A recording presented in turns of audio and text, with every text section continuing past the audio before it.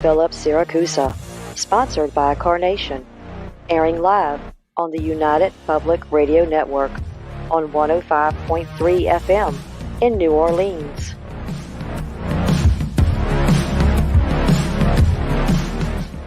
This show's entrance has been edited, produced, and directed by Gwen from Perfect Trust Productions, LLC. You can find us at perfecttrustproductions.com. Hello, everyone, and welcome to Monday night segment of Horsefly Chronicles Radio with myself, Julia Siracusa, and Philip Siracusa. We're broadcasting live from the International Public Radio and the United Paranormal Radio Network on 105.3 FM from New Orleans.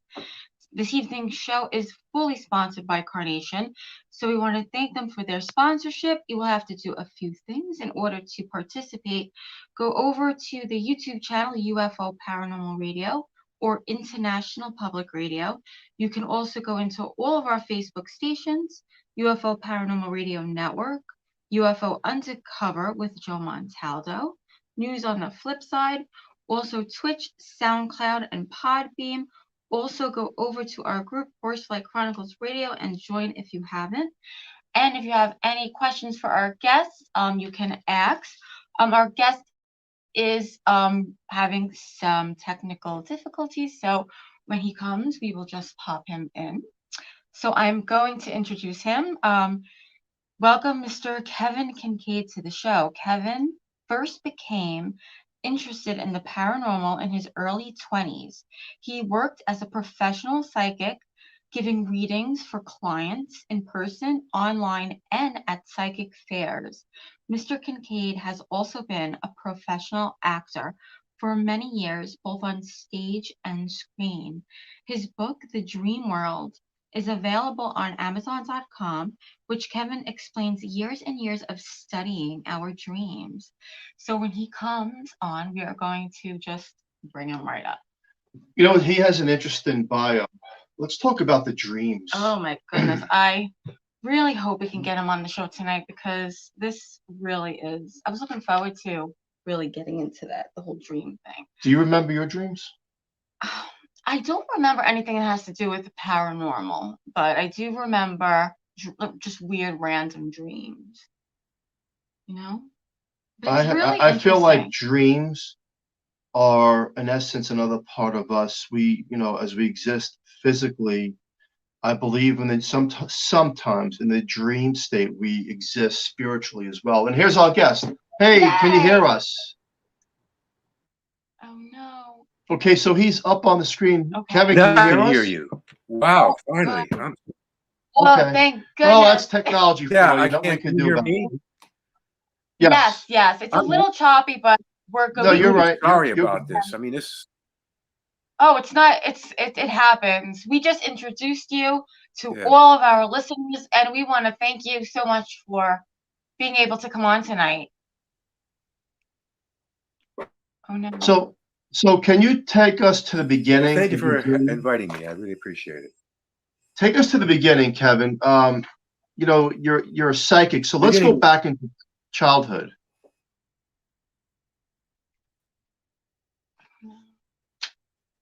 It's freezing.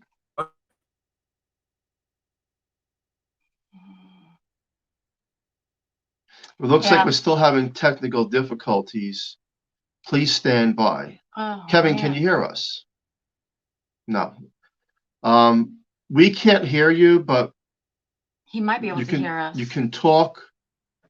Oh, I hate when this happens. But, you know, maybe that's what happens with technology. He said his Wi-Fi is not connecting. All right. So the dream state, you know, I do have dreams where I feel like they're real.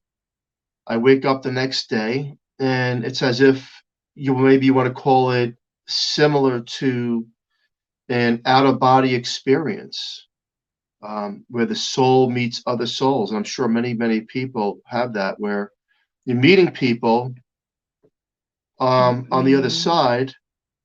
And you know them, but you don't know them? Well, some people I don't know. And in the dream, you know them. And that's what his book is really about, too. Yeah. In the dream state, you know who the people are. And if you don't know, and then you wake up the next day, it's like, where did they come from? Who are they? But it's possible from being a paranormal for so long and interviewing so many people throughout the years that they're part of a soul group, a soul family. Yeah. You ever meet anybody and you're like, wait a second, I know you, but I never met you before. Yes. Right. So it's similar to that, where you've met the person and you know, you're like, wait a second. I love that. It's like you know them, but you just can't put your finger on where you know them. And I believe that, you know, from doing this, and I ask people, how can you communicate with loved ones that crossed over? I've asked many psychics and mediums throughout the years, and the best form is the dream state. It's when the body's most relaxed and its openness to a spiritual reality comes in. And a lot of our guests have told us, and the listeners too, that when you have dreams, for the people that can't remember, to write them down, like to always have paper near your bed. That way you can write them down, and there they are. You'll remember them. That's true. That's true. Keep a journal of dreams. Dreams do mean something, and sometimes the spirits are giving you information to help you or to let you know what's going to come forward in the days. You ever wake up and you're like, wait a second, I dreamt that this is going to happen. For example, the car don't start. Don't say that. Listen, okay? I got a problem. Don't say that. But it does happen where they give you a forewarning. It's happened to me too many times. It's true. They're saying, well, you know, something is going to break or whatever. But there's also good things too. Yeah. I just haven't come across many of those good things yet. We were just laughing before because Phil likes to say. But I will say this: we got a problem, Julie. We got a problem. The spirits have made contact. We have another problem. I will say this: that doing paranormal investigations and the dreams, there's many of times where after the investigation, there's people in the dream at that point, that night, that I don't know. And is it possible that it's part of these spirits that are at these locations? What did you call them before? Like the soul families. Yes. Soul groups. Yes. Very interesting. So there is that possibility that there's that connection there. I will say this to everyone listening. Very interesting. Some dreams are real. You know, there's lucid dreams and there's other dreams that do manifest into things. And writing it down sometimes, if you're a dreamer, you're not a dreamer, are you? I do have weird dreams. I mean, I can't really, I'll wake up and know I had a dream, but I can't like put the puzzle together of really what was going on.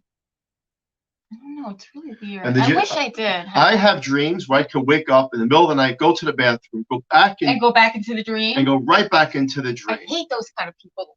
I love it. I love those dreams. It's like, wait a second, That's why I hate it, because it's not fair. I'm having an awesome time on this side. And you're also and it's like you slip right back into the dream. And you're also the type of person that could just fall asleep on dirt, like that. Yeah, I fall asleep really quick. Me, I'm just like.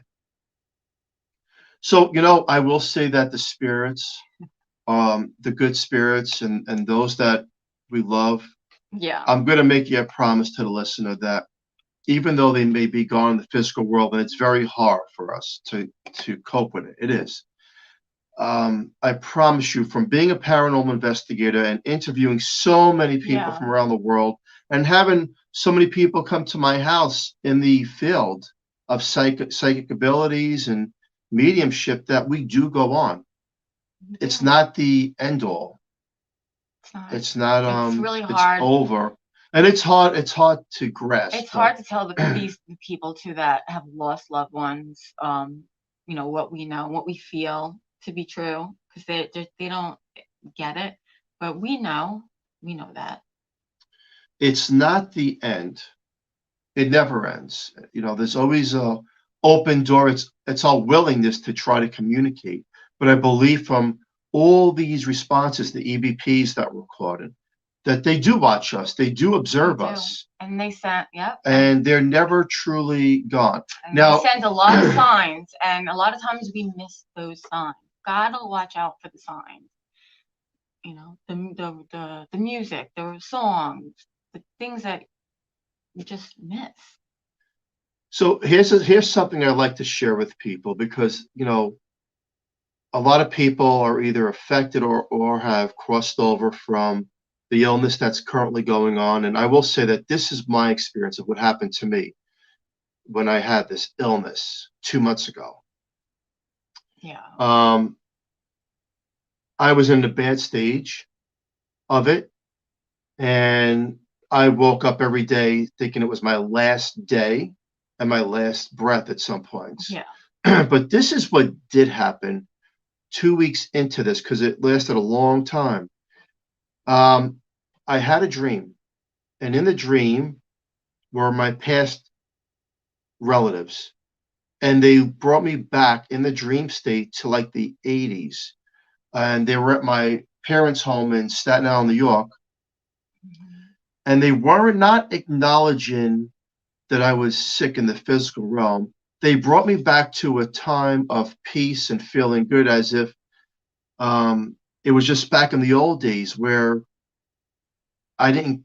I went back in time, not only through the dream, but through the feeling of the human body. I was back in time. And the dream lasted for 3 consecutive days. So I'd wake up, Wow. I'd go back into that dream with them, every one of them, my aunts, my uncles, that are all crossed over. And then the next night, I would go back into the dream, and they were there. And this is when I was, again, suffering from this illness. And it told me something, and that's why I want to share it with so many people, is because in our time of need, those that have crossed over has proven to me that they're not gone. They're there they brought me back to a setting of remembrance. Yeah. Of it's okay. They're showing me that we're not alone when we think we're alone and we're suffering alone. They're watching over us. And I was fortunate enough, the only time in my life to go through that experience. And that was for 3 days in a row, because I would fall asleep in the afternoons. I would fall asleep certain times in the morning. I would at night and wake up and go back into that dream state. Yeah, and this happened for 3 days, and it was awesome. It was awesome because I do remember you telling me that you were having really good dreams. It was awesome because I got to see them again. I got to shake their hand and kiss my aunts hello, and there was a ton of food, which I love. Yeah, there was all these, but the food setting was back in the 80s as well. Everything was back in time. The pastries were there, and the way the boxes were set up from the pastry shops. I love the way you say pastries. Everything was back in that time. So, is there a possibility that in the dream state, not only going back in time, but they're always there? I definitely think so. Have you ever had a loved one that you miss give you a sign? Not give me a sign, but I did have that dream about my grandfather when I was 12. That I forgot about that. That I will never forget. I grew up in a really haunted house, and there was the man that died there was really, really evil, and he would torture us kids all the time. And I had that dream that my grandfather came to me in my dream, and he told me that he is never, ever going to bother you again, and he never did. And so that was, to consider that to be, I think that would be a sign. Well, that's yeah. He came to me in my dream, but that's like the only one that I really do remember. And let's talk about, we just had an interview today. Let's talk about how we met. Oh. So, for those that have followed the Horsefly Chronicles story, there was also a girl named Sarah that has been involved with this story for years. and Sarah came forward as a young, innocent girl, no older than 13, but she was from back in the day. Maybe the 12, I think you said 13. Yeah, but maybe the 1800s, for example. She had a thick, heavy white dress on, black hair and white complexion, 5'5", high cheekbones, and a very powerful young girl. And we've had people throughout the years do the Ouija board and try to make contact. And some of those episodes were actually on Paranormal Zone TV. They're still on YouTube if you type it in. You can find those there. So we've had many, many people from around the world trying to communicate with Sarah from the Horsefly Chronicles home in Eastern Pennsylvania, and they were able to make contact with her. Some people lived in Louisiana, California, Florida, the UK, and she was able, through their devices and equipment, to make contact. And you hear the girl's voice. Yeah. She has a very distinct voice. So Sarah, in the Horsefly Chronicle story and in the real life story, I was at a nightclub in Staten Island called Silo, packed with a ton of people, and I remember getting pushed in the back. And she says, "That's her," and I bumped into you.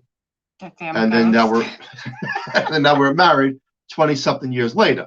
But isn't it interesting how the spirit, they know. Why she picked? No, there's two good questions. Why did she pick me? We were talking about that today in the interview. Why? I think Kevin is back with us. Oh yes, you can see me now. Yeah, no, we can hear you. We can't see you, but we can hear you, so that's good. We'll take that. Oh, we can see you too. Oh, there you go. Oh, thank you. Keep. I wish I'd known this earlier. We could have set up way sooner, but I didn't realize it's such a problem today in the internet. I'm using Wi-Fi hotspot out in the woods where I live, and I'm really sorry. I should have done this. That's why I wanted to get this the link earlier so I could set this up. Oh, okay. From Austin, and I'm sorry. Anyway, so I guess condensed version of whatever. And I'm holding a headlamp on me so you can see me because I'm out here in the dark. So where should we begin? Yes, I can see you now. So, really quick, can you give our guest a quick introduction of yourself? Well, I'm Kevin Kinkade. I was born in Buffalo. My family's, German, Irish, French, supposedly some Cherokee and Kickapoo. Can't really verify that yet, but everybody's been pretty metaphysical in my family most of my life. I started these capabilities when I was 21, out of nowhere. It was remote viewing and a phone call to somebody in Buffalo when I was in Seattle, and I was able to see everybody where they're sitting, what they're wearing, and I described it all to them. And then I just developed the skills from there. When people say it's a gift, it's not a gift, it's a skill. Anybody can learn to do this. And that's my main focus. People are always trying to say, "Oh, you're not real, you're a phony," and they try to debunk you and try to trick you into doing things so they can say, "Hi, you're not really a psychic." I'm not interested in proving that I can do this. I'm interested in trying to show other people how they can do it too. So I learned tarot. I got on psychic fairs. I did the Renaissance Festival. I did a lot of private readings and online readings. I worked for random.com for a while, which is an online site for psychics. And I also work as an actor, and that's been kind of slowed down because of vaccine mandates, so I'm not really doing that now. Trying to figure out where I want to live. I'm getting tired of Central Texas, thinking about Arkansas, but otherwise, that's it in a nutshell, right there. Anything else? You've been in a lot of movies. Yeah, a lot of movies. Well, you played the bad man in a lot of these movies. That was good. Yeah, look, I'm the bad guy. Yeah, I play a lot of bad guys because they're a lot of fun to play, and they're kind of thing that not many people can play. You see a lot of younger guys that get into movies and they try to play an outlaw. They just don't have that edge. And I guess you have to live the kind of life where you've maybe spent some time in jail or been around some hard people to know how to have that kind of edge. It's like, I guess I watched a lot of Clint Eastwood when I was younger too, and I saw the way he portrayed his characters. Maybe I picked up some of his stuff, but yeah, I do get cast that way a lot. I've had trouble when I had to cast other movies of my own, trying to find somebody that could play that kind of a deadly character, and I could never find anybody. It's really difficult. It's really difficult to find anybody who has that kind of quality. And the problem is, you get too many people who overplay it. A real gangster is understated. The guys that go around, acting like they think they're alpha males, yo man, what's up? They're wannabes. The real outlaws, they don't go around advertising it.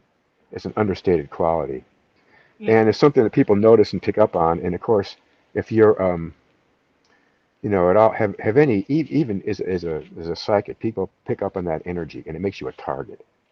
And you have to spend a lot of time learning how to deflect that stuff. You don't want to go toe to toe with these people because it gets you nowhere. Yeah. You have to learn how to just kind of and anybody who starts to develop these abilities will discover that the higher vibrational level it goes, the fewer people you can really relate to. And you find you have a lot of people that just want to challenge you, and you can just be sitting there minding your own business, and somebody come up and just start some shit. Yeah. So anyway, yeah. So I guess that makes it easy to play those kind of roles. Yeah. You get used to defending yourself, and you know how to. That you gain a certain sense of confidence that allows you to get to that level, which is, like I said, understated rather than overstated. But Well, anyway, that's we're a good. so committed. We're so What he said is true. The higher vibration, you're raising above, and then you have, like you said, you got the haters or the wannabes, but you're above all that now. You created, you're moving up in your energy level. Has your abilities helped you yeah, to get and into you can't let that as a stuff affect. Can you hear? Hello. Yes. You said something about my Has your abilities. What abilities did ever they helped help? I don't know if you can hear. Help me with what? Yeah. getting into movies? Um, Being intuitive will help you as an actor, that's for sure, because you have to learn how to read people, you have to learn how to play them, um, and you have to learn how to get to a certain depth. Um, I'd say that acting helps me be a better psychic more than the other way around. And when I was talking to Bobby, our usual friend, a while back when he asked me this question, I said, he said, "What's your goal as far as an actor, a psychic? Does being a psychic help you get better as an actor?" And I said, to me, psyching is just being an actor is just a challenge. My goal is to reach a higher vibrational level. Acting is just one of the things you do. It's one of the processes. That's not the important part. It's the process itself. And so when you're trying to get into these characters and you're trying to reach that level where it's really authentic, it helps open up more channels in yourself that does help you reach a higher vibrational level, does help you reach um, more depth in your characters. And so they kind of work together in that respect. But that's not the goal. That's just the process. Anybody who's an artist will tell you the process is more important than the goal. The goal is just something to tell you you've reached a certain point. You still have more challenges. In the tarot deck, the Nine of Cups shows somebody who's basking in all this wonderful, abundance, and they've reached a stagnation level. So then the Ten of Cups, and it's time to go on to the next level and start over again. So you're constantly reaching these cycles and these revolutions where that's the whole point of being here. And I know you're talking about um, the afterlife earlier, and I'm one of those people that believes that we keep coming back to this particular earth plane to meet certain challenges that will help us evolve to a higher vibrational level. And then when we move on to the afterlife, we're at another level there than we were before. So this is kind of like training camp. And people that take it so seriously about success being about what you gain as far as society or money or anything, you're missing the point. The point is the process. What you're doing to reach those goals is where you're doing the real work. And so as an actor, I meet challenges I wouldn't meet otherwise to help me reach that level sooner. If I looked at acting just as a goal to get, rewards and money and recognition, you'd reach a certain stagnation level. You would never evolve as a human. You would never reach a higher level as an actor either. Because the older you get, the more your talent grows because you're working on a process rather than saying, yeah, look at me. I won a medal, So um, that's what it is for me, basically. I definitely And believe in that. It's the process, and then the goal you want to reach, obviously, whatever you're doing, whether it's sports but it's the process of it. And I think that too many people, especially in today's world, are lost in materialistic things, and it takes away the true value of the reason we're here in the first place, the core essence of the soul, what the soul is trying to experience. And because society is so polluted with Mrs. Jones has this, and I have to keep up with them, that people get diluted in all this and affect their own lifespan according to what they should have. And, it's sad. I always talk to the kids about that. Back in the 70s, 60s, it was different. The core value isn't there anymore. It's gone to technology and what could I have next? I want. Well, you find yourself burning out, but you're not living. But it's always been that way, all throughout history. There's only a certain percentage of people that understand what exactly they're here for, and a smaller percentage that actually figure out, the key to that knowledge. Um, People go to various religious sects because they feel like if they follow certain doctrines, they will get into heaven. That's completely missing the point. That's not what it's about. So all this spirituality throughout the ages has just been people following certain rules and dogma without even realizing that the reason you eat certain foods and not others is not because it'll help you get into heaven, because it makes your body more able to reach that higher vibrational level. And people miss that point. And the ancients, they understood all this, but it got lost over the years with dogma and people repeat. I have been to church before. They're all sitting there and they're looking at these books and reciting these things over and over again. The Lord be with you and also with you. Let us pray. And it's like they're not even tuning into what's going on. You could jump up and run around the pews and they probably wouldn't even notice. So I think it's always been that way, and it's amazing. You look around and you realize that a lot of people maybe have a vague idea of the afterlife or their spirit or whatever. Then you have atheists that claim that there is nothing after this, and they don't understand that in order to have a body that's animated and alive, you need that electromagnetic energy. That is the soul.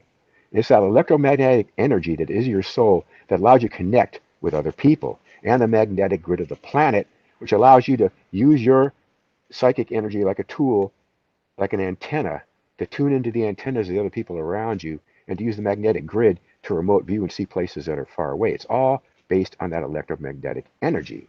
And if you as a paranormal investigators, you probably know this, that people use those EMFs in order to find soul in the room, see if that energy is there. So, and as a psychic, you will also, if you go to a house that's been haunted, has a lot of residual energy, you can see the images just by being in the house. And if any spirits are there, you can feel their energy and you can communicate with them. And I've done this before in a house in Corpus Christi, and it was astounding to find out that everything I saw was being verified by the people that lived in the house. And I knew there were ghosts there because you could hear them slamming around upstairs all night long, moving furniture and stomping around. So that's basically the whole thing there. That if everybody in this planet were able to reach that level of awareness and that vibrational level, if it reaches 10%, the whole planet gets it, and then we're in a whole different paradigm. And we're not there yet. We got to go through a lot of, excuse my language, we have to go through a lot of shit first before we get to that point. And that's what we're headed for right now. So some of us have to tune into that. And, there's a song by The Clash, no one will guide you through Armageddon times. No one will guide you. But there are people you can connect with that are on the same level. And others that are trying to reach that level that are almost there that you can help reach that level of awareness. But you can't go out and preach to the world and make some profound statement, and it's going to make everybody else suddenly get it, because it's not going to happen. Nietzsche wrote a book called The Antichrist, and in it he said, this book belongs to the very few, perhaps not one of them is even living yet. He wrote that book in the mid-19th century knowing that probably nobody on the planet that was alive at that time could understand what he was trying to say. And probably most people reading it today don't get it either. But he's basically talking about the power of the human spirit and how it's watered down through religion. And religion tends to, it's based more on pity rather than power. We want power. We want to grow and evolve. That doesn't mean you have to crush other people like a narcissist. But if you gain more power, other people follow you. and it becomes contagious and it grows. And when it reaches that level, it becomes universal. So that's basically what my goal is here on this planet right now. And I'm sure a lot of people that are on the same path, and I'm meeting more and more of them every day. And we're going to reach a time where we're going to be challenged really seriously going forward. So I have a question for you. Have you ever had a paranormal experience on a set of a movie? no. No, I never have. No. That's good. I've had some pretty poor experience. I've had some pretty amazing experiences on this movie. Like I did a movie last summer called Dark Red, where I had to play a cop that actually killed someone, and the guy comes to visit me at my place out in the country, and I'm going through a lot of emotional trauma. That was such a euphoric experience to be able to work with another actor, reach that level where you're just tuning into each other. And every time we did a take, it was not exactly the same. It was always different because it was always fresh and authentic. And that almost probably the best spiritual experience I've ever had in my life. And I reached a certain level working with this other actor. It was euphoric. And that's why acting is so addictive, because you want to get that rush you feel, not from the audience, but from working with somebody else who can reach that same level you can and just hit the moment where you're both just hitting it, bang, bang, bang, back and forth, bang, bang, bang. And man, I tell you, that's a spiritual experience right there, but there weren't any ghosts involved. So that's the closest I've come. And your book. Yes, we don't have a lot. Unfortunately, we don't have too much time, but I really want to talk about your book. You study dreams. Tell me about the book. Well, the book was basically a dream journal I started doing online, and somebody said I should turn it into a book. I was having some really amazing dreams. And if you read some of these dreams, they're just mind blowing. And I figured, where are these dreams coming from? I had a dream where I was running and I woke up in the morning and my legs were sore. I mean, stuff like this. Dreams that I was being visited by dead spirits. And I wake up in the morning and I knew there was a spirit in the house when I woke up, or out there in the woods outside my house. So it's basically a dream journal. And then I try to answer some questions. I actually ask more questions than I answer. And I also wrote some poems and stories that were based on dreams. And I'm basically trying to figure out, okay, there's different types of dreams. Some seem to me to be regurgitation or your mind working stuff out. Others seem to be you're in another reality. You wake up and you realize it was so vivid, so clear, you realize you were in an alternate dimension. And then there are others that are reincarnation dreams, or dreams where you're actually speaking to someone who has passed away. Yes. And that's another thing too. If you have any psychic abilities, it's like you're a light in the forest and the moths come to you. And if you don't put up good shields, I've had a spirit of somebody passed away that I knew took me 2 years to get him to move on. It was driving me insane. I knew to attract that. And a lot of younger people that don't know what's going on, they experience that and it freaks them out. And they become very ostracized in their community. And it takes a lot to help a child like that develop their skills and help them learn how to handle it rather than scoffing at them and saying they're crazy. And that's what a lot of children who are born with these abilities are struggling with right now. So, I agree. yeah, the book's basically about the different dreams I had and what I was trying to understand what they were saying, basically. I remember having a dream where I was running through some road in the woods and I encountered these people that were doing these weird scientific experiments out in the woods. And they looked at me like, hey, you don't belong here. What are you doing here? You better leave now before somebody finds out you're here. And there were people coming, spaceships and landing on the ground, and they were like, cross between Conan and, Luke Skywalker or something. And they said, hey, have you been up there yet? I said, no, I haven't been there yet. And they told me like, are you sure you're supposed to be here? And I got out and ran away. And I woke up the next morning, my legs felt like, where was I in that dream? That wasn't just something regurgitating in my head. There was something happening out there. Or having a dream where I was in the Space Needle in Seattle, and I said, I've astral projected. I was like a lucid dream. I said, I'm here. I'm finally in Seattle. And I wandered around and I found some door and opened up. Some guy was behind the door and he goes, wait, man, you're not supposed to find me. I said, well, who are you? He said, I'm the man behind the scenes. You're not supposed to be here. You're not supposed to find me. Go. Weird stuff like that. And so I was just trying to understand what these dreams are about. And that's why I wrote the book. And you talked about our dream friends. What does that Yeah, mean? dream friends. Well, dream friends are like people that you meet in the dream world that don't exist in the real world, but you see them over and over again, and you wonder who are Yeah. these people? You know, they're people that you see and you say, "Oh, good to see you again. Where have you been?" And you wake up and you say, "Who is that person? I don't know that person in the real waking world." They're That dream happens. friends, and so you wonder, where am I going? So I'm really curious about dreams and where you go in dreams and where you come. What types? There's various types of dreams. There's lucid dreams, which are freaky as hell. And I had one time, and I remember in a dream that Don Juan, Carlos Castaneda's friend Don Juan, said, when you have a lucid dream, look at your hands. And when I did, they glowed like golden colored. And then my voice sounded like it was underwater. Then when I moved my hands away from my eyes and looked ahead again, my voice became normal. I put my hands in front of my eyes, and they turned golden, and my voice was like it was underwater. What was that all about? So that's basically, yeah. And in that dream, I was with Chuck D of Public Enemy, for all people, believe it. And what was I doing with Oh, Chuck D? You know? wow. So yeah, things like that make me curious.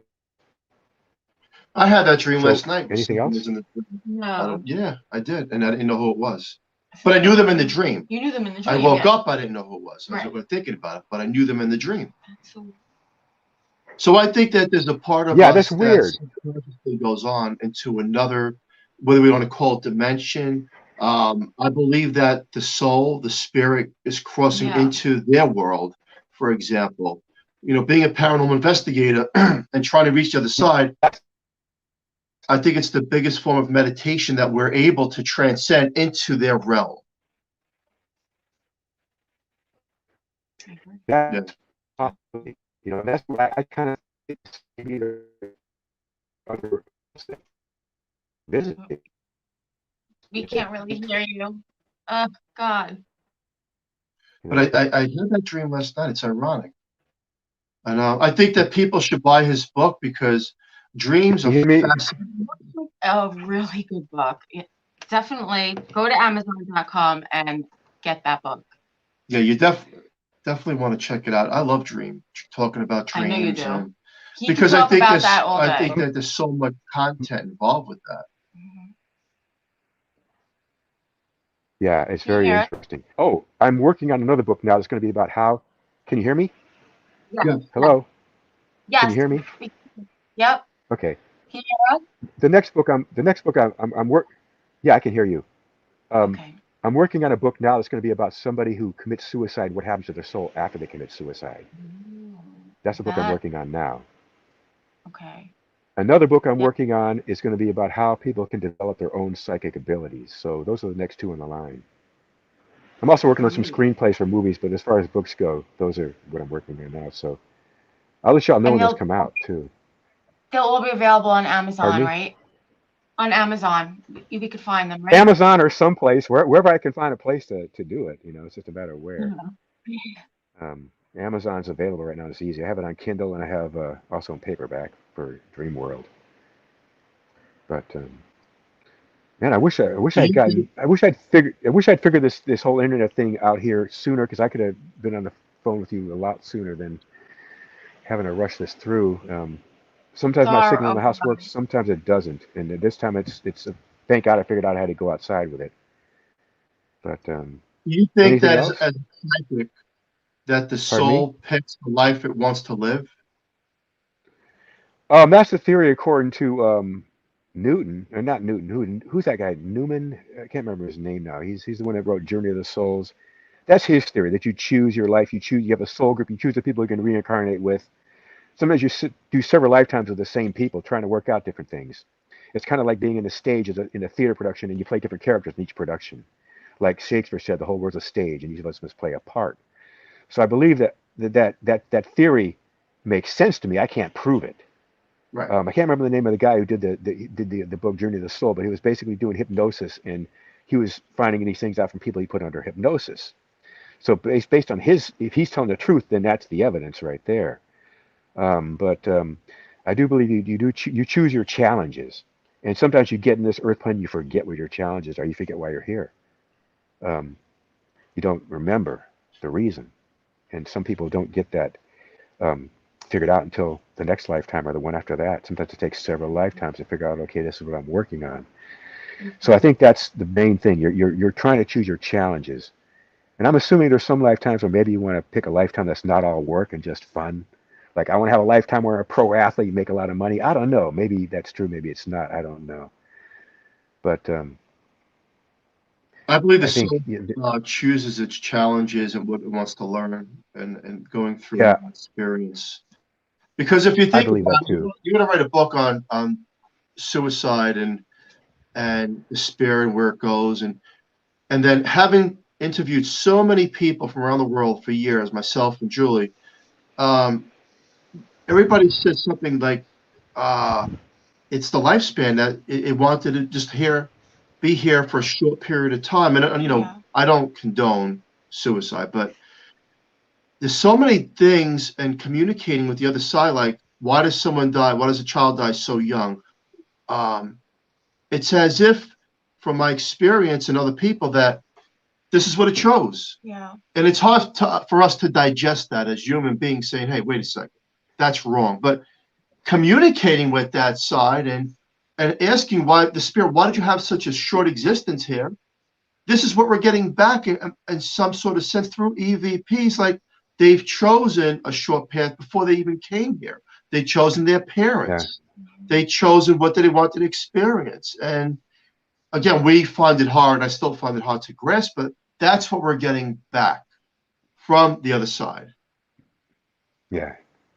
And I don't condone suicide either, but what the book's trying to make is this person goes back and evaluates all the choices he made that led him to that moment where he made that choice, and coming to the conclusion that he never finished what he was there for, so now he's got to go back and try again.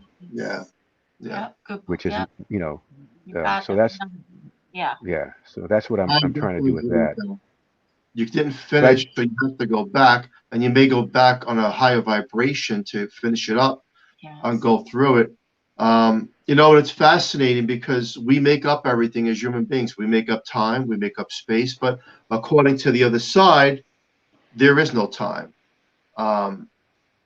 It's kind of like I always get lost in these conversations with that time travel because I'm a believer in some sort of that these people that are having some experiences of going back and forward in time and seeing other people, there's those possibilities of creating this journey of what they're experiencing. I don't think they're all crazy.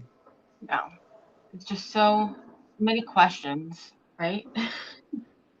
Yeah, Well, one of the lines in the movie I shot a while ago was "Voices of the Dead," and in the end of one of the final lines, the guy says, "You spend your whole life looking." Said you come here with no guidance, no instruction.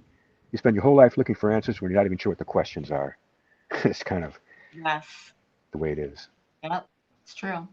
Well, we're really happy that we got a chance. Yeah, we got a speak chance to talk to you. Where can people find you and tell everyone what you have going on?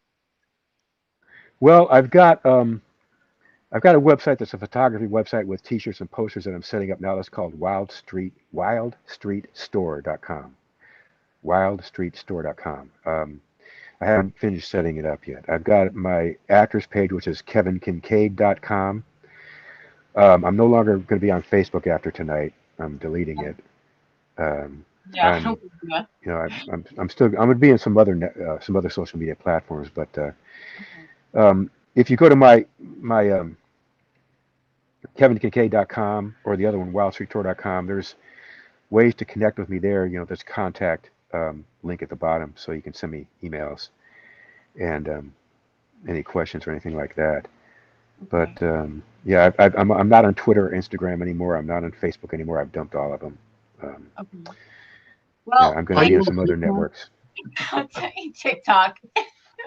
No, I don't do TikTok. I know I did this recently too. There's other networks. There's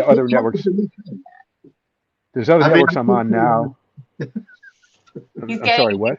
TikTok. It's crazy, but a lot of people like TikTok. You know, it's that platform where they're getting their messages across. It is funny, but it's entertaining at the same time. We'd love to have you on in the future with a better connection and really Yes. get down to. We had so many questions. Yeah, I'd like to do that too. Yeah. Yeah. I'm sorry this happened. I think, before I did this with Bobby, I had no trouble connecting, but for some reason, this particular link doesn't work in my house with my Yeah. Wi-Fi connection, which is all I've got right now. There's nothing else out here. I live too far away for cable or anything else. So if I have to do this again, I'll get my Wi-Fi hotspot and I'll drive into town and sit in my car and do it. Okay. And I wish I would have done that today. Yeah. I wish I'd gotten the link earlier because I could have set this up and figured it out by that time. But yeah, do contact me. You've got my information in Messenger, and I'll be deleting it after tonight. So Okay, I go got ahead you. and send me a text or something so we can. You're gonna be off the grid. Yeah. So contact me by email or my text by with the phone number I gave you on Messenger, and we'll connect again and try this again. Okay. I really look forward We to it. definitely Thanks have for a lot having of me on. questions. And we actually have some questions in chat, but unfortunately, the hour's up. We have other people coming on after us. So to the person in chat, we are sorry. We just can't get to it right now. When we do have Kevin on in another episode, we're going to get to the questions with a better connection and give him a lot of the floor time because a lot of things people want to know as well.